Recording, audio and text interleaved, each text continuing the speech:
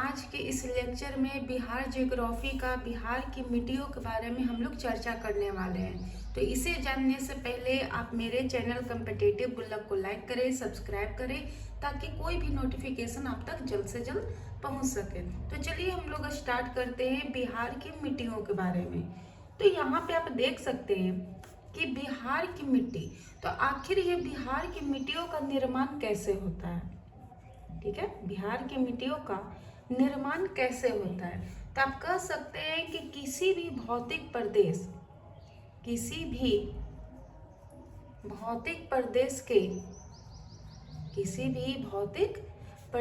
के मिट्टियों के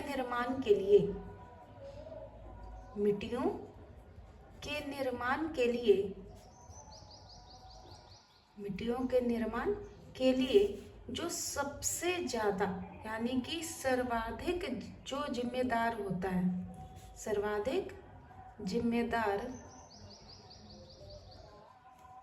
वहां के उपस्थित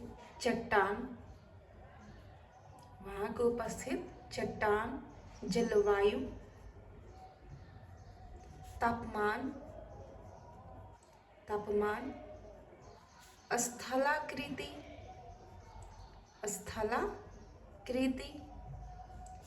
और नदी का प्रवाह होता है।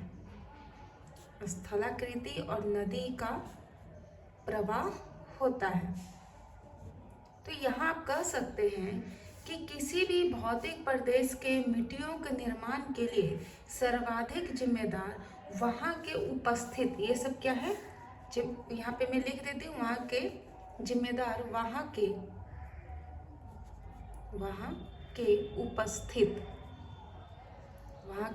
उपस्थित चट्टान, जलवायु, तापमान, स्थलाकृति और नदी का प्रवाह होता है। तो मिट्टियों का निर्माण इस तरीके से होता है। साथ ही साथ अगर हम लोग देखें तो बिहार के लगभग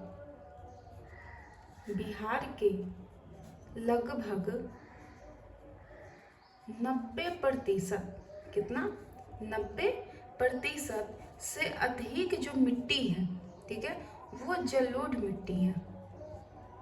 कौन सी मिट्टी है? जलोढ़ मिट्टी है। यानी 90% से भी ज्यादा क्या है, मिट्टियां जलोढ़ हैं। ठीक है, जो कि उर्वरता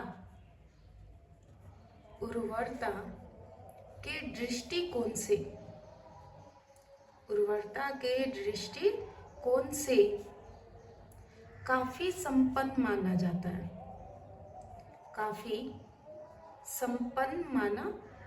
है। ठीक है, यानी कह सकते हैं कि जो जलोढ़ मिट्टियां होती हैं ये उर्वरता के दृष्टिकोण से काफी महत्वपूर्ण होती हैं। ठीक है, और चट्टान जलवायु, ठीक है, चट्टानों, जलवायु तथा कृषि के आधार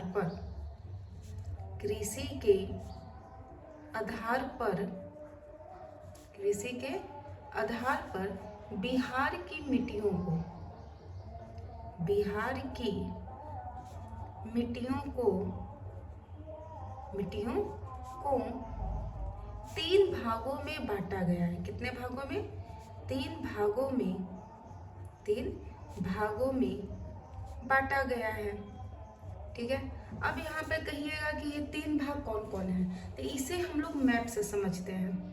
ठीक है, तो सबसे पहले इस तरीके से आपको एक बिहार का मैप बना लेना है।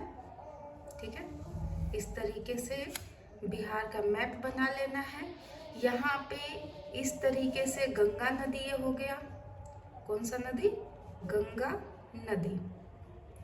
तो ये ऊपर का जो एरिया है, ठीक है, तो पहला भाग हो गया उत्तर बिहार की मृदा या मिट्टी भी कहते हैं। तो पहला भाग तो ये हो गया उत्तर बिहार की मृदा। सेकंड में ये नीचे वाला यानी कि दक्षिण बिहार की मृदा, ये सेकंड पार्ट हो गया, दक्षिण बिहार की मृदा। और यहाँ पे ये जो एरिया है, ठीक है, तो यहाँ पे पठारी मृदा पाई जाती है। कौन सी मृदा? पठारी मृदा पाई जाती है। तो बिहार की मिट्टियों को चट्टानों, जलवायु तथा कृषि के आधार पे 3 भागों में बांटा गया है।